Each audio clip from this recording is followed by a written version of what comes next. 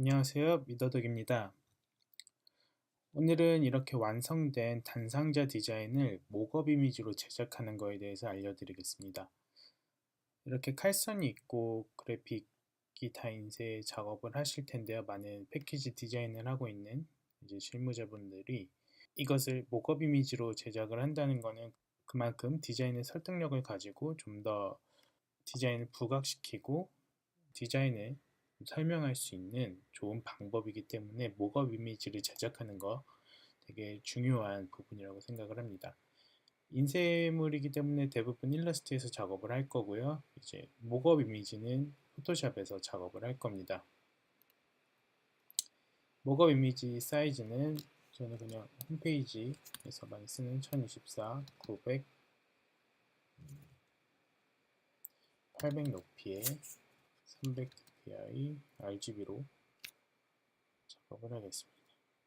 그리고 일러스트에서 이 개체들을 복사를 해주시는데 칼선을 보통 이렇게 마젠타 색깔로 많이 하는데 칼선까지 같이 복사해 주시면 됩니다. 저희가 추출할 면은 이 페이스면, 여기 전면에 들어가는 면이기 때문에 여기 영역만 신경 써서 선택해 주시고 컨트롤 C 포토샵으로 넘어가 주셔서 컨트롤 V 주시면 이렇게 칼선 스마트 오브젝트로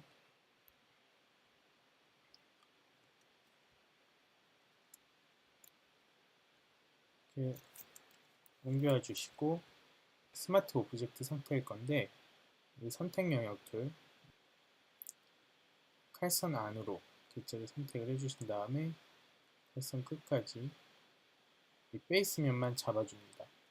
그래서 컨트롤 J에서 영역을 추출해 주시고 또 다시 스마트 오브젝트 주셔서 이쪽 측면 정치수라는 개념은 사실 포토샵에서는 거의 중요하지 않기 때문에 시각화 시킨다. 물론 당연히 실물이랑은 목업 이미지는 다를 수밖에 없음을 클라이언트나 그 목업 이미지를 보는 사람한테 설명할 필요는 있겠죠. 얘 또한 측면을 잡은 상태에서 컨트롤 J를 해줘서 이렇게 레이어 두 개, 베이스면, 사이드면 두 개체를 복사해 줍니다. 맞춰서 어느 정도 사이즈를 끝에 맞춰주시면 좋습니다. 맞춰주시고 다행히 정면이랑 측면이 색상 그래픽이 다르기 때문에 이렇게만 봐도 약간 입체감을 느끼실 수 있습니다. 하지만 좀 더 입체감을 주기 위해서는 사이드면을 투시로 인해서 이렇게 보이는 거를 감안해서 이렇게 짭을 시켜줍니다. 그리고 모서리에서 페이스면과 먼 모서리를 컨트롤 누른 상태에서 쉬프트 누르면 수직으로 약간 이렇게 줄여줄 수 있습니다.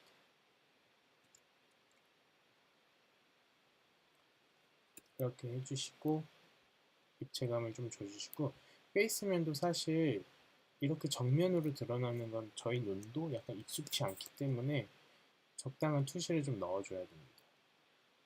그러니까 약간 왼쪽으로 이 이미지 같은 경우에는 약간 왼쪽으로 약간 하단으로 옮겨줘야지 조금 투시가 들어간 거라고 볼 수 있습니다. 이렇게 트랜스폼 박스를 보시면 아시겠지만 이 모서리가 이동해온 경로를 보시면 대충 투시를 예측하실 수 있습니다.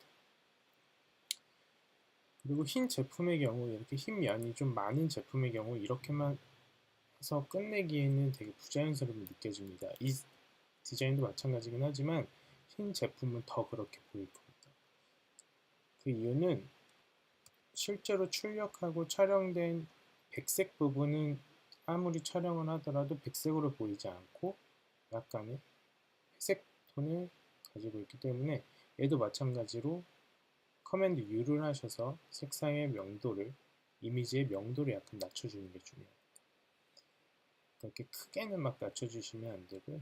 그래도 베이스면이기 때문에 빛을 가장 많이 받는 환경으로 보여준다는 전제하에 -8 내지 -5 정도 밝기를 낮춰주시고, 이건 플랫한 면처럼 보이기 때문에 닷짓 툴로, 아이콘 닷짓 툴, 브러쉬 크기를 크게 해서 사선으로 한 번, 두 번 정도 터치해 줍니다.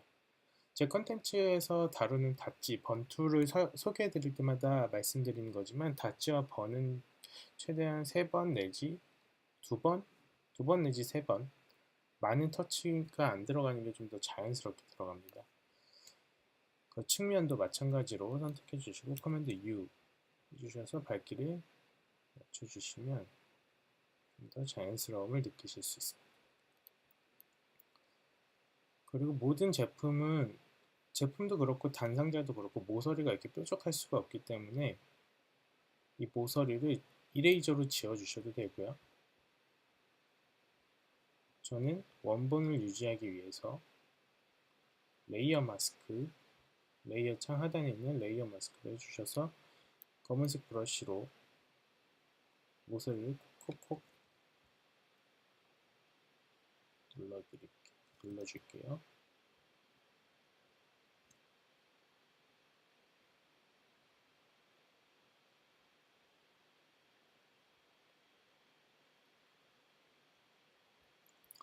이 페이스면도 마찬가지로 레이어 마스크를 주고 모서리를 콕콕 눌러줄게요.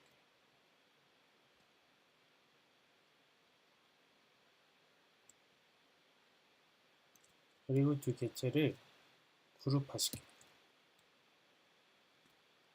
그러고 나서 이 그룹 자체에 베벨 엠버스를 넣어주시면 B값을 3 이렇게 주시면 어느 정도 빛은 마치 제가 원하던 대로 45도 정도에서 쏴주시면 가장 자연스러울 거고, 그림자가 너무 부자연스러운 경우 조금 밝기를 높여주시면 그림자가 좀 더 자연스러워지는 걸 보실 수 있습니다. 변화를 봐주시고요. 만약에 배경에 색감이 좀 있을 때는 그림자 색을, 만약에 배경이 분홍색이다 이러면 그림자 색을 약간 적색기가 돌게끔 넣어줘야 빛의 원리에 좀 맞는 변화를 주실 수 있습니다. 그리고 그룹 내에서도 약간 클리핑 마스크를 시켜서 여기 이 부분도 한번 눌러줍니다. 모서리 둥글게 눌러줍니다.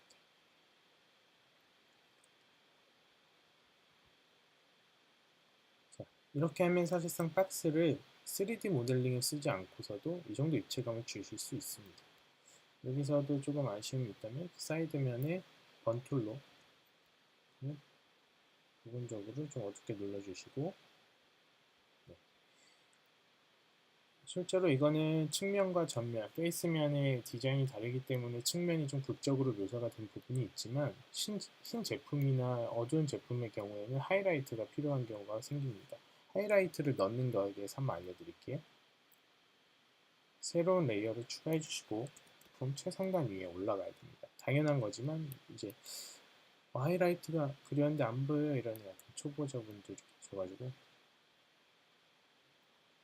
자, 어떻게 그리냐, 새 레이어를 만들고 원형의 선택 영역을 잡고 드래그해서 길고 얇게 선택 영역을 잡아줍니다.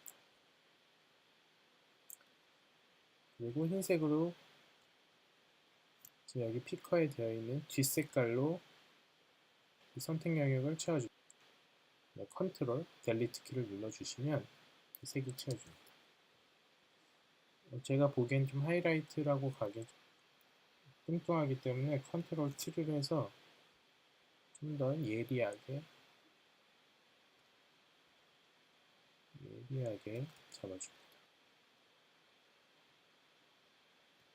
그리고 이 개체를 그려진 길고 얇은 타원의 이 개체를 필터에서 블러, 가우시안 블러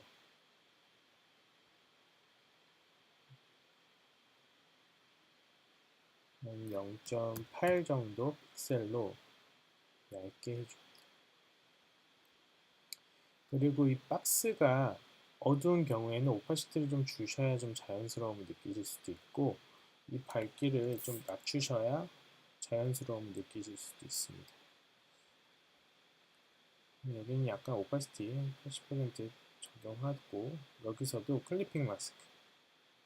이 하이라이트라는 거는 제품의 모서리 부분이 예리하게 빛을 받아서 발생시키는 얇은 흰색의 줄인데, 이 부분이 사실 주변 환경에서 빛을 내는 것들은 전구 하나만 있는 게 아니라 전구에 반사되는 거울의 조명, 아니면 반사되는 흰색 개체 등이 있어서 그냥 일반적으로 이렇게 일자로 찍 그어지는 거는 자연스러움을 못 느끼기 때문에 약간 브러쉬 하드니스 값을 낮춰서 이 올곧게 뻗친 하이라이트를 꾹꾹 눌러서 중간중간 끊어주시면 좀 더 자연스러운 하이라이트를 얻으실 수 있습니다.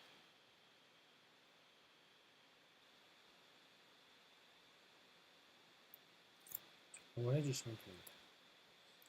조금 더 포인트를 주자면 하이라이트, 이제 그 페이스면 부분에서도 다치 툴로 브러쉬를 얇게 해서 페이스면 자체 레이어에서 하이라이트를 주시는 것도 방법입니다. 이렇게 보시죠.